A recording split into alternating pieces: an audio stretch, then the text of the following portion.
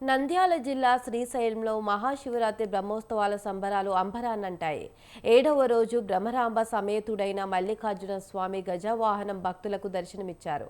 శ్రీశైలంలో ఆలయ విద్యుత్ దీపకాంతులతో మిరమిట్లు గొలుపుతూ భక్తులను ఆకట్టుకుంది. ఆలయంలో ఉదయం నుంచి రాత్రి వరకు అర్చకులు, వేద పండితులు ప్రత్యేక పూజలు నిర్వహించారు. బ్రహ్మరాంబ సమేత మల్లికార్జున స్వామి అమ్మవారి ఉస్తమూర్తులను అక్కమ్మ మహాదేవి అలంకార మండపంలో గజవాహనంలో ఆవహింపజేసి అర్చక స్వాములు వాహన పూజలు నిర్వహించి ప్రత్యేక హారతులిచ్చారు.